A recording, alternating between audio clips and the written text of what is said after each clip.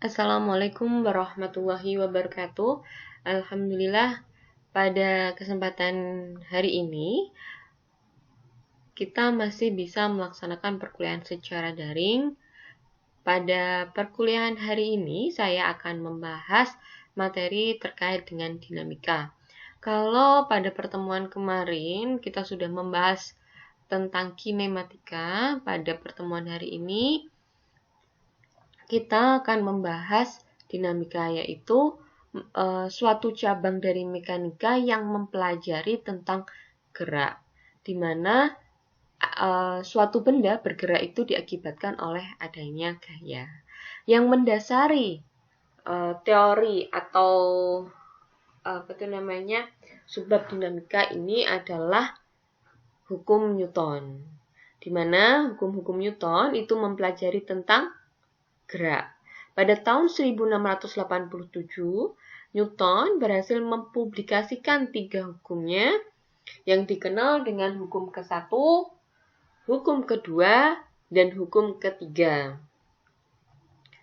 Hukum ke-1 yaitu mempelajari tentang sebuah benda yang akan bergerak dengan kecepatan konstan, yang bisa saja bernilai 0 kecuali jika dikenai gaya. Nah, berarti pada hukum 1 Newton ini, kalau secara matematis biasanya dituliskan dengan sigma F sama dengan 0. Akan tetapi definisi yang biasa kita dengar yaitu pada hukum ke-1 Newton itu mempelajari tentang kelembaman suatu benda atau kecenderungan suatu benda dalam mempertahankan posisinya. Jadi, kedudukan suatu benda itu ada 2 dalam hukum ke-1 Newton dalam mempertahankan kedudukannya. Yang pertama, yaitu benda tersebut sudah bergerak, dan ketika benda itu bergerak akan terus bergerak dengan kecepatan konstan. Sementara ketika benda itu diam, maka benda itu akan selamanya diam. Kecuali jika dikenai oleh suatu gaya. Bu, kenapa kok di dalam matematisnya itu sigma F sama dengan 0? Gitu kan? Berarti kalau dikatakan sigma, berarti ada penjumlahan gaya di situ. Ya. Berarti kan pada suatu sistem, itu tidak selalu hanya ada satu gaya yang bekerja pada sistem tersebut. Nah, hukum 1 Newton ini juga menjelaskan kondisi jika pada suatu sistem itu banyak gaya yang bekerja pada dirinya. Nah, total atau penjumlahan dari semua gaya yang bekerja pada suatu sistem tersebut, dia akan bernilai 0 atau setimbang gitu. Walaupun banyak gaya yang di situ, tapi ketika resultan yang dicari adalah resultan gayanya, maka akan bernilai 0 gitu. Kajian secara matematisnya. Kemudian masuk ke dalam hukum kedua. Ya, kalau di hukum kedua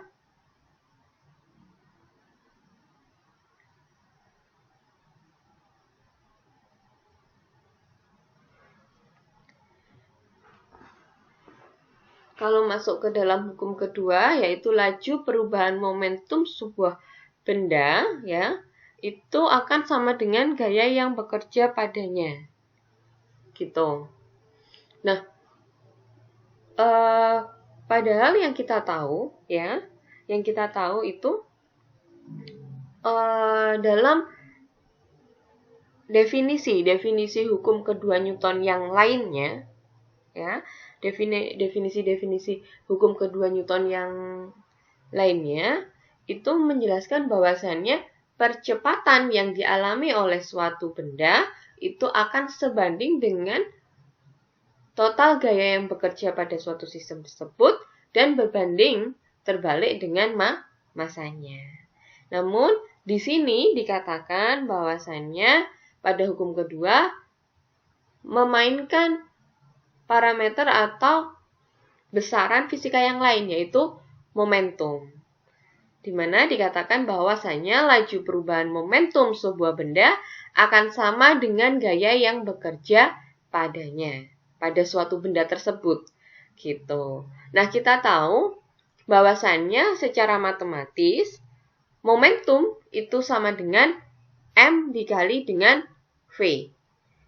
Ya, berarti kalau momentum itu sama dengan M kali V, sehingga kalau yang disampaikan pada hukum kedua Newton itu adalah laju perubahan momentum tiap satuan waktunya, maka kita bisa menggantikan P dengan persamaan M kali V. Sehingga akan kita peroleh D mV per dt sama dengan F. Gitu kan? Nah, karena dalam kondisi ini massa itu konstan, ya, sehingga kita bisa peroleh, ya, kita bisa peroleh hasil, atau bisa kita tuliskan persamaannya menjadi M dikali dV per dt sama dengan F. Kan gitu. Nah, M dikali dV per dt. Kita tahu kemarin di kinematika bahwasannya turunan pertama kecepatan itu akan menghasilkan percepatan. Sehingga muncullah persamaan F sama dengan M kali A. Di mana persamaan ini itu yang sering kita gunakan, ya kan?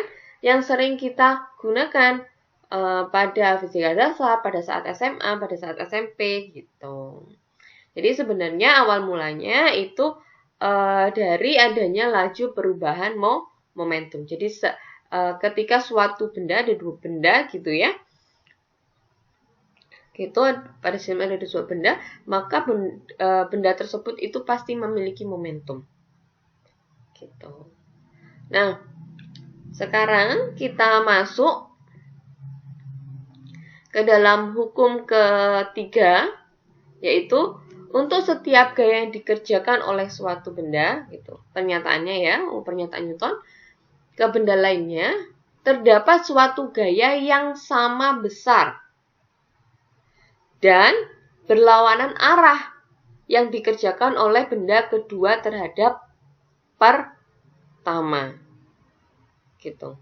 Jadi, setiap gaya yang dikerjakan oleh suatu benda ke benda yang lain akan ada suatu gaya yang sama besar dan berlawanan arah yang dikerjakan oleh kedua benda tersebut, yaitu benda kedua terhadap benda pertama. Tinjauan kita, ingat, tinjauan kita itu adalah momentum sekarang. Ya, di mana pada hukum ketiga Newton kita tahu secara matematis dulu F aksi sama dengan min F reaksi. Apabila ada dua gaya atau dua benda, di mana benda yang pertama itu akan memberikan gaya aksi kepada benda kedua, maka benda kedua akan memberikan responnya. Responnya itu berupa apa? Responnya yaitu berupa gaya yang besarnya sama, arahnya berlawanan terhadap benda pertama, gitu.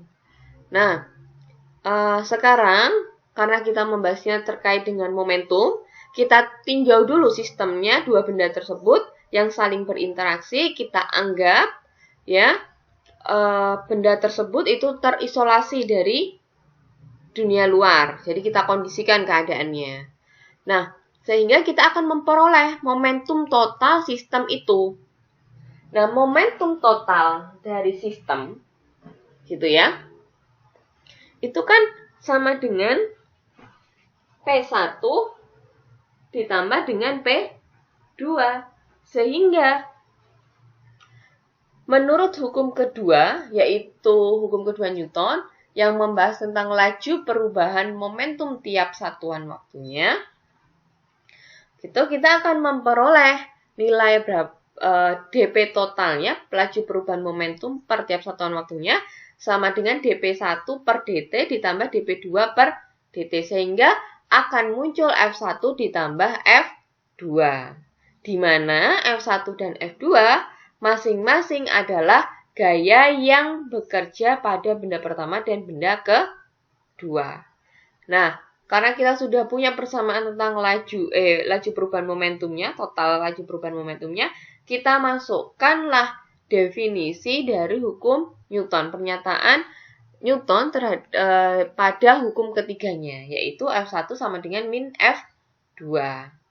Nah, kalau kita tinjau dari laju perubahan momentum tiap satuan waktunya, kemudian kita memiliki persamaan matematis berdasarkan hukum ketiga Newton, maka kita akan memperoleh bahwasanya laju perubahan momentum total ya tiap satuan waktu ini itu kan sama dengan F1 plus F2, di mana F2-nya adalah min F2. Sehingga kita akan memperoleh laju perubahan total momentum per satuan waktu akan sama dengan 0. Ya kan? Nah, ketika sama dengan 0, maka secara fisis bagaimana? Oh, secara fisis itu mengindikasikan bahwasannya momentum total suatu sistem itu bernilai konstan karena perubahan atau laju perubahan momentumnya tiap satuan waktu itu bernilai 0 gitu.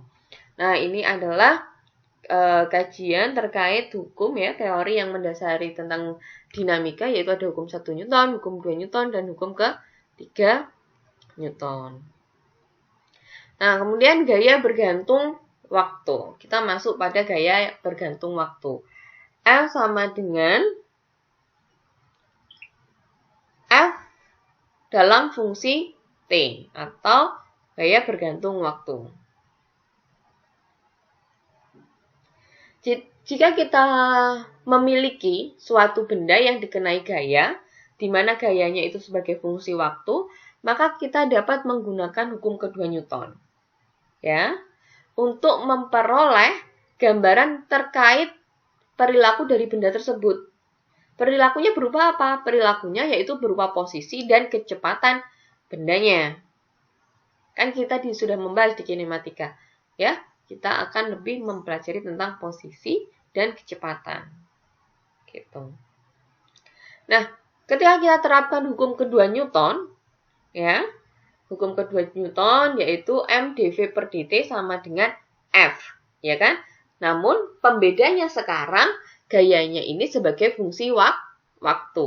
Kalau gayanya sebagai fungsi waktu, maka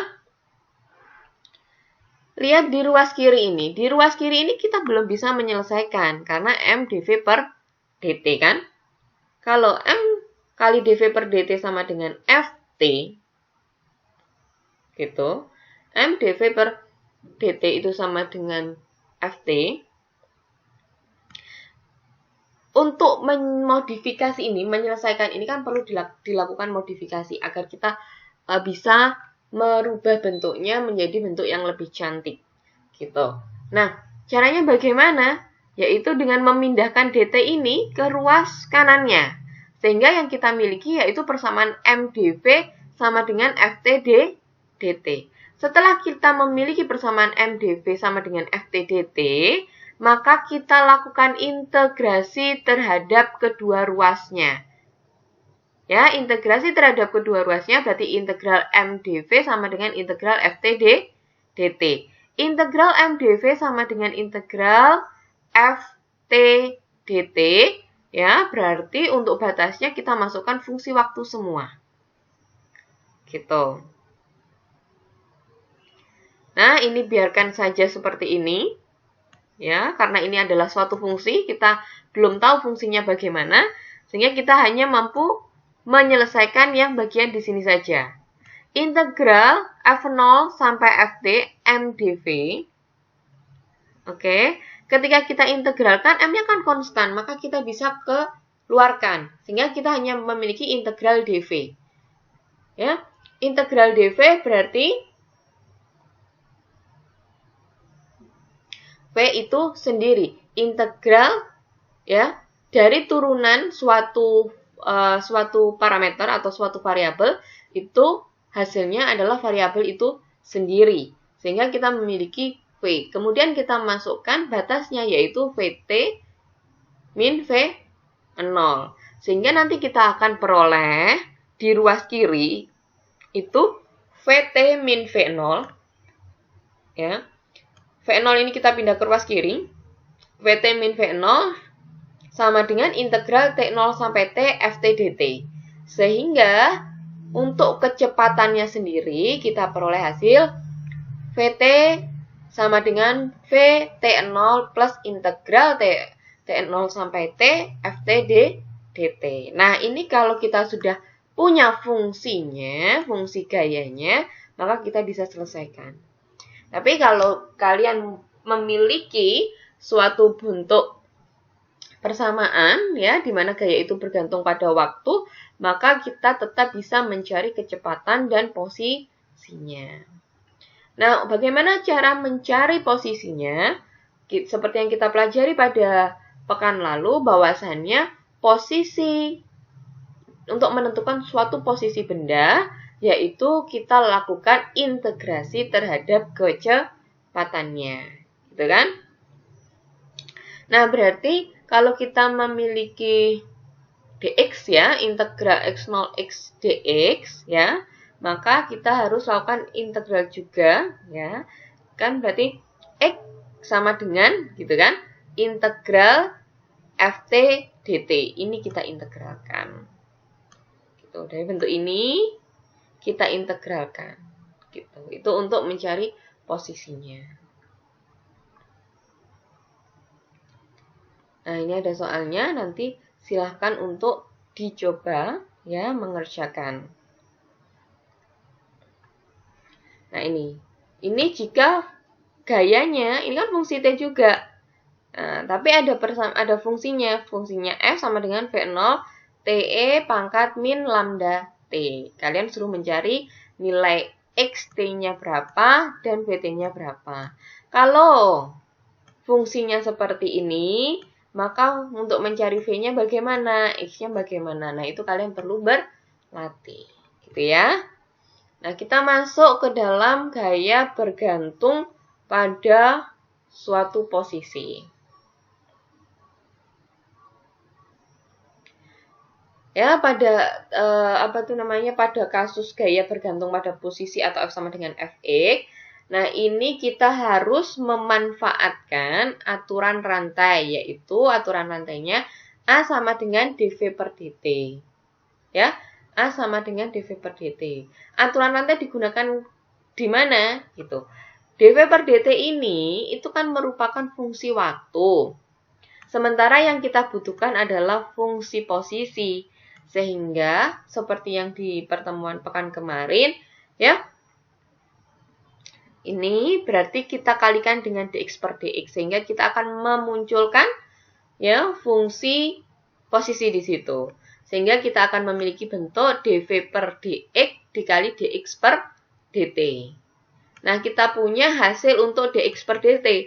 dx per dt hasilnya adalah v. Sehingga kita akan memperoleh percepatan itu akan sama dengan v dv per dx. Sekarang kita sudah memiliki, ya, sudah memunculkan fungsi posisinya.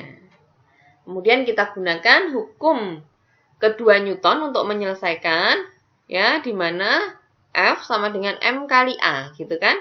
A-nya kita ganti dengan V dV per dx, sehingga MA sama dengan MV dV per dx. Gitu, sama dengan Fx. Nah, kita hanya bisa atau kita akan memodifikasi ini agar bisa dikerjakan. Dx kita pindah ke ruas kanan, sehingga tinggal MV dV sama dengan Fx dx. Ini salah ya. Nah, kemudian karena kita masih dalam tahapan massa, ya, massa itu konstan, kita jaga konstan, maka massa itu bisa kita keluarkan. Sehingga kita punya integral V dV sama dengan integral Fx dx. Integral dari V dV, ya, V dV adalah setengah V kuadrat. Berarti akan muncul M dikali setengah V kuadrat sama dengan integral Fx dx. Kan gitu. Nah, berarti di situ ada persamaan, muncul persamaan setengah MV kuadrat. Berarti bisa kita korelasikan bahwasannya gaya yang bergantung pada posisi gitu, atau dalam fungsi posisi itu akan sama dengan energi kinetiknya. Nah, kemudian ada setengah mv kuadrat.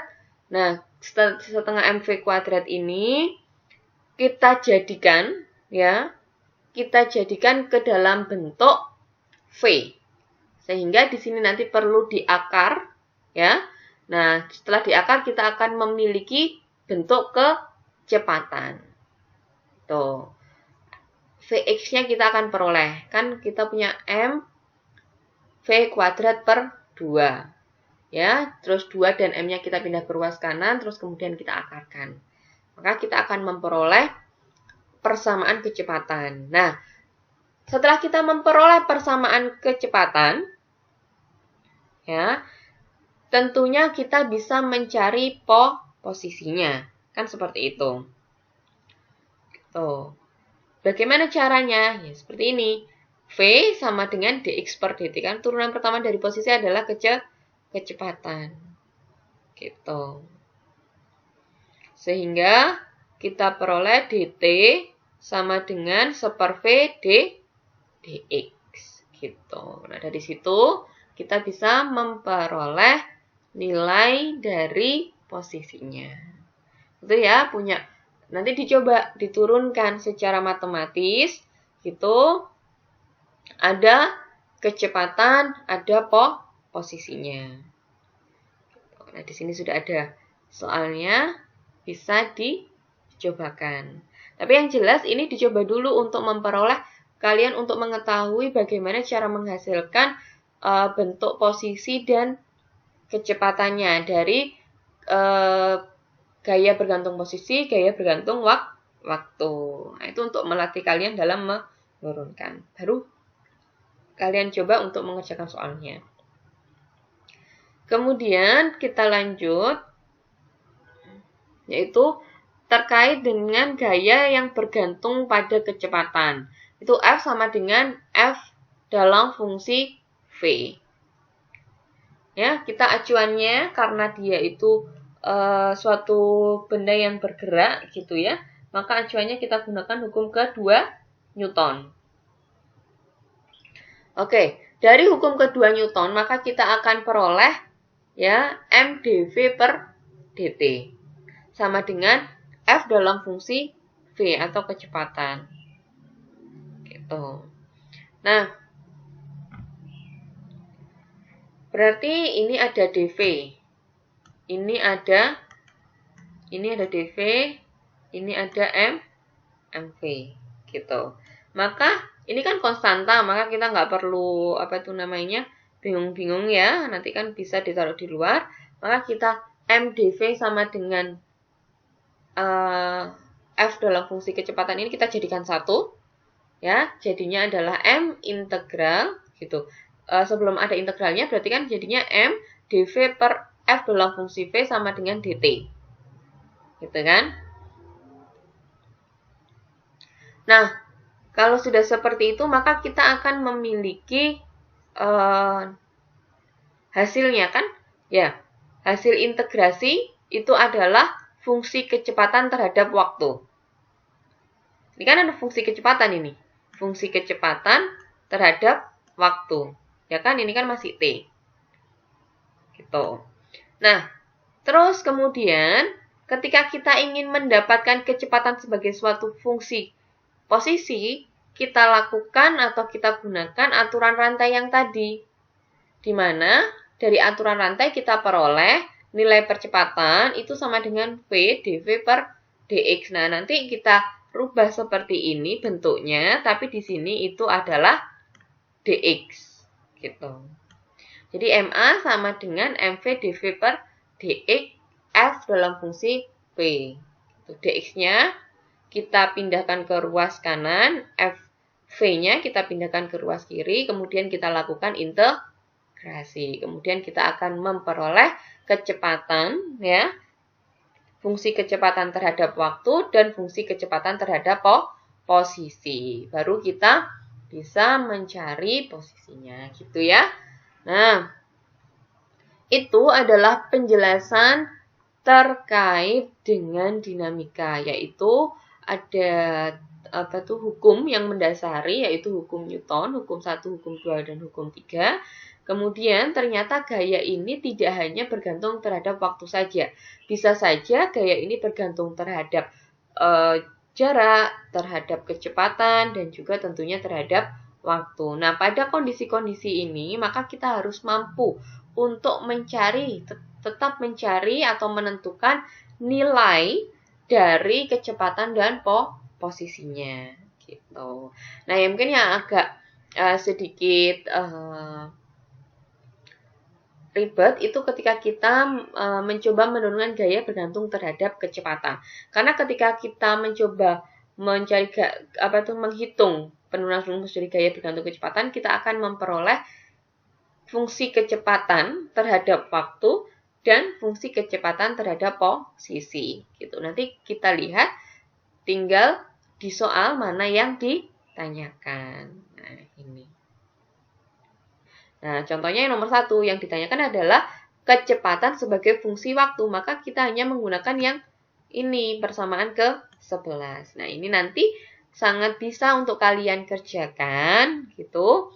Nah, saya minta dari ini kan ini hanya penjabaran singkat gitu. Nanti minta tolong ditulis gitu ya.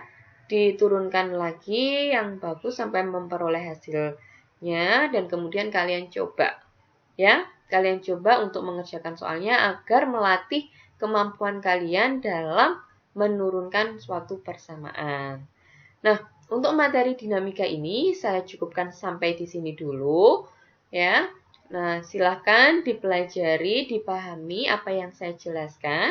Apabila pada saat saya menjelaskan ada perkataan saya yang susah untuk dimengerti, saya mohon maaf yang sebesar-besarnya. Bisa kita laksanakan diskusi ketika kalian mengalami kesusahan dalam mengerjakan. Oke, saya akhiri di sini dulu. Wabillahi taufiq wal hidayah. Wassalamualaikum warahmatullahi wabarakatuh.